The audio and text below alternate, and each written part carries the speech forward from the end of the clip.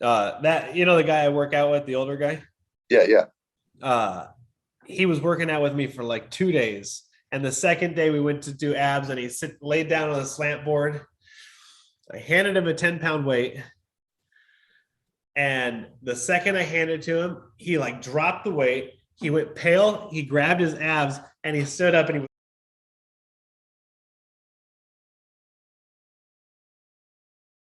Here we go. oh, you got to click your There we video. go. Yep. All All right. right, we're recording. I heard it. What's up, man? How's your day? Well, it was all right. It was good.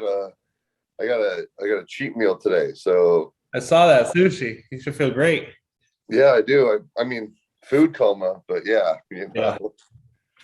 Uh, Yeah. all right, let's do this. Yeah, let's get into it. So take two, video blog number one, why you fucked up the first time you started working out.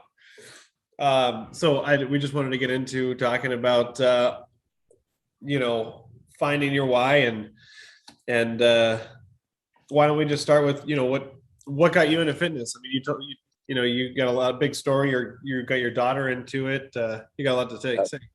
Absolutely, yeah. So for me, I always grew up, not really. Fitness wasn't my thing. I was always skinny. I thought that was enough for me. I just had that metabolism. I was young man. I could eat trash all day and still it didn't do nothing. So like I thought I was there, and I was in the military, living in Guam. Got strep throat. Decided, I don't need to go see the doctor. I'm good. Uh, didn't work out so well for me. Ended up on life support. Lungs collapsed. Was about to die. Literally, the military called my parents and said, "Come say goodbye to your son. He's gonna die." Uh, Somehow woke up a week later, and my body was ruined at that point. I could barely breathe. I had the ventilator in my throat. So when I finally got out of the hospital, I was like, okay, I need to do something to take care of myself so I can breathe. So I started running. I just started jogging every day, trying to stay healthy, not thinking anything about fitness, just wanting to breathe. And after a few years of that, I realized how much I hated it. So for me, one morning I walked into the gym to go run because I lived in Seattle. You can't run outside year round out there. It's not like Vegas where it's always sunny. Uh, didn't want to run, decided to pick up the weights. Loved it. Just loved it. And was like, okay, I can do this. So I started doing it for a little bit. My daughter caught on that I was doing it and she wanted to start coming with me. So we started working out together. And not only did I love it, but I saw how that healthy lifestyle was rubbing off on her. So I started to learn more about what I was doing, learn a little bit about eating healthy, what the gym's doing for me, putting that on to her. And over time, as I fell in love with what we were doing, I also realized what an impact it was truly making on my daughter long term. And we're 6.5 years into the journey now. My daughter is 21. She just got her NASM certification the other day. I can't believe you have a 21-year-old daughter. I don't mean but bro, I can't believe it either. I feel like I should still be 21, and somehow I'm in my 40s now and cruising. When you told me you were 40 something, I was like, Jesus. Yeah, 41 last week. So, you blink and it just goes by. But I've passed that young torch on to my daughter, and instead of being an idiot like I was at 21 and drinking and wasting your life, she's sitting there doing good things, making big progress.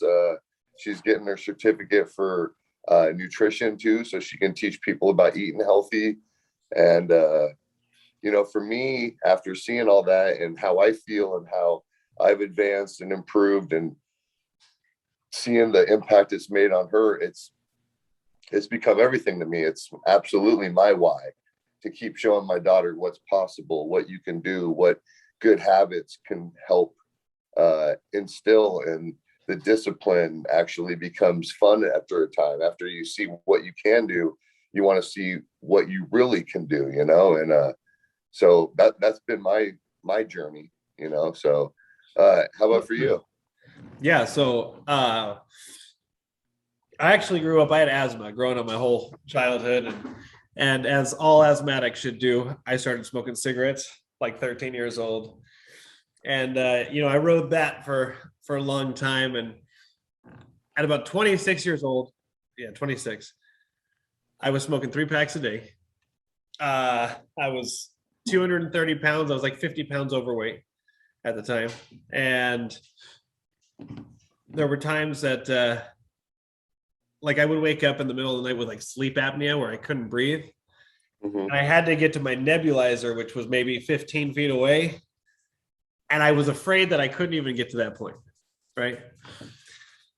So that was some stuff going in my background. Didn't at that point, you think that would be a wake up call. It wasn't. No, kept down that road. And I was married, and I owned my own business that was at the time failing. My marriage was failing. And my mom said, "Hey, look, let's get the whole family together. Let's go to Hawaii." And my wife said, no, she didn't want to go. I was like, well, what? Right. Like, what do you mean? No, you don't want to go to this awesome trip. Maybe we'll, fix some shit in our life. And I don't know, but it'd be a good time. But she said no. So I went alone with just me and my daughter. She stayed back with my son. And I get to Hawaii. And my business, like I said, wasn't doing great. I opened my bank account. It was negative, which was, just a huge blow to me. I have a multi-million-dollar business, and it's tanking.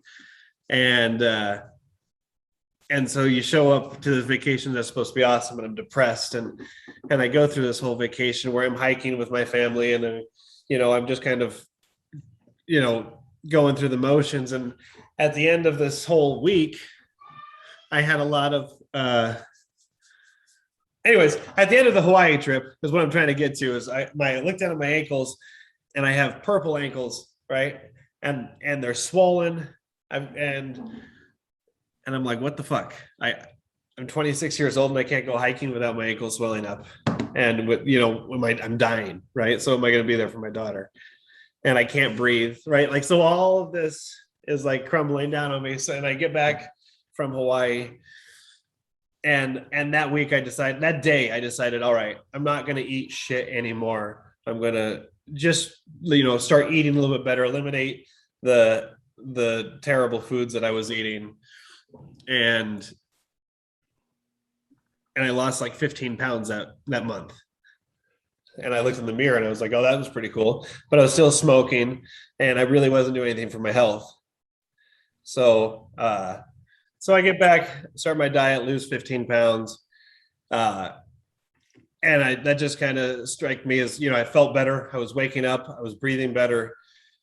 And so I decided at that moment I was going to quit smoking. And I wanted something to replace it with. So I went to the gym and started working out. And that kind of, that drove me into where I am now. That's awesome. Yeah. And that was what you said, like 2 years ago, 2.5 years ago. That was 2018. Yeah. So. Okay. 3 years. So 2019. Okay. March of 2019, I went to Hawaii, and then I started working out in April. Awesome. Yeah.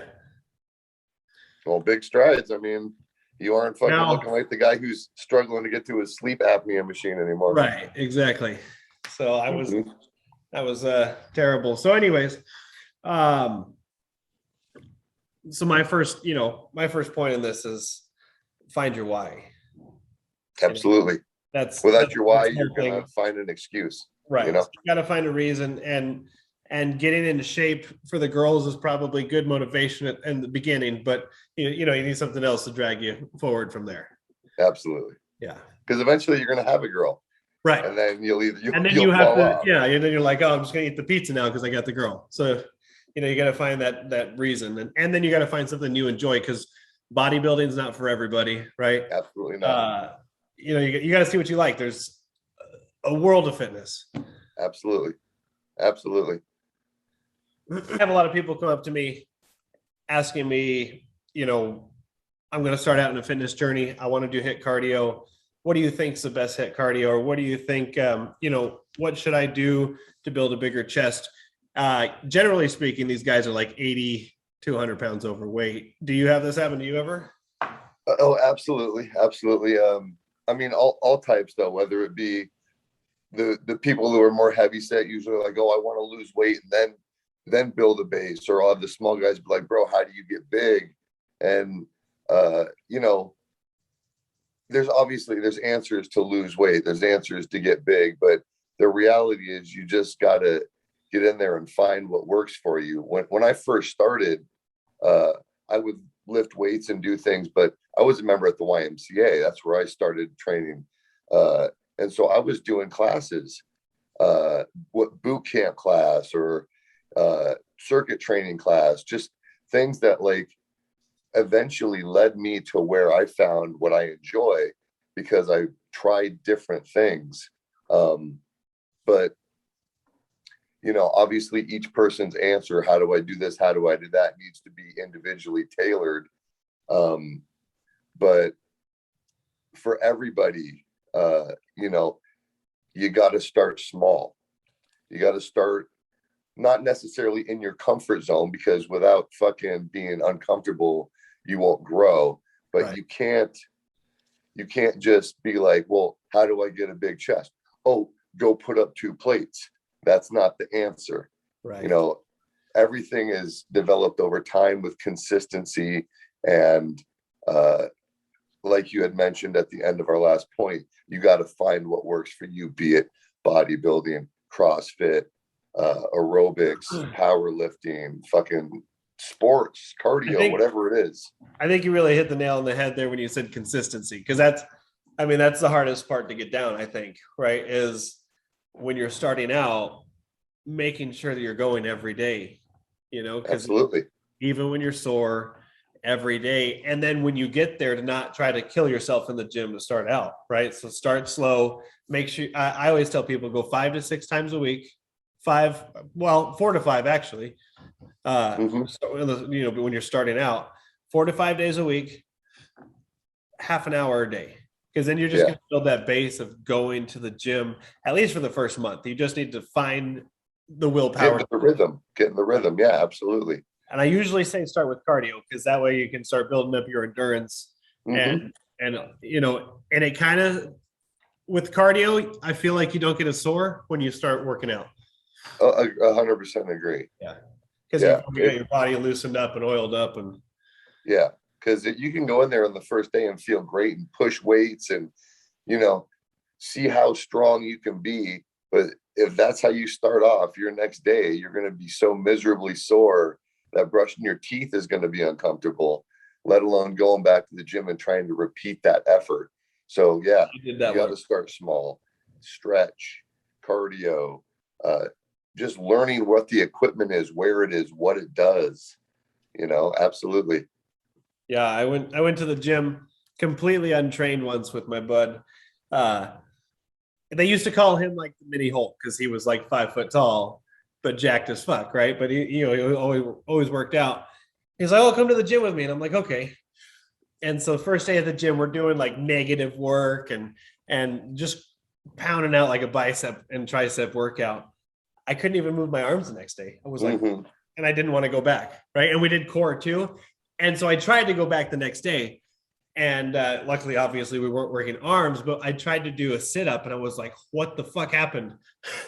So, absolutely. Yeah. You've given me shit for my lack of sit-ups at times, and so sometimes when I've taken some time off of doing abs and I jump back into it, I hit it hard because I'm used to going hard.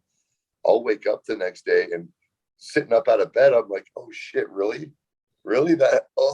And so if you go with no base and hit it like that, it's gonna ruin your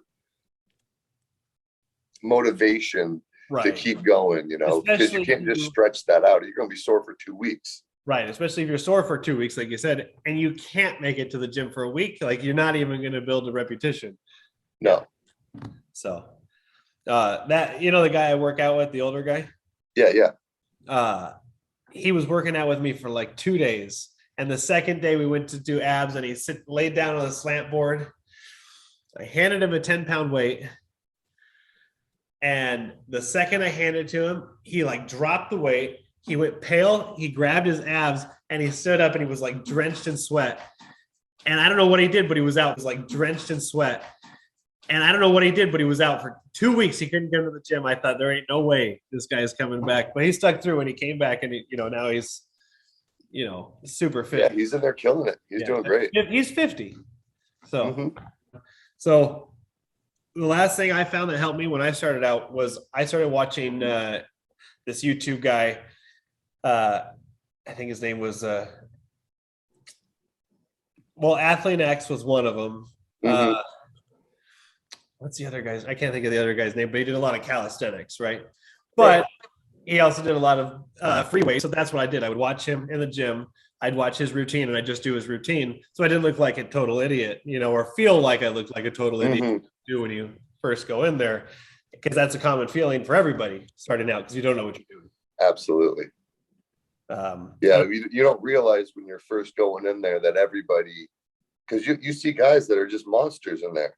Right. And you don't know what the fuck you're doing. You don't realize that there was a day that they walked into the gym and didn't know what the fuck they were doing, and everyone looks big to them. Like it's a real humble community. But I totally agree. Finding someone that you can enjoy watching, you can enjoy replicating, following. It's a great help because it's like having a role model, even though you may not necessarily know that person. I had a guy from Australia, Nick Chadle, still follow him to this day, 6 years later on Instagram.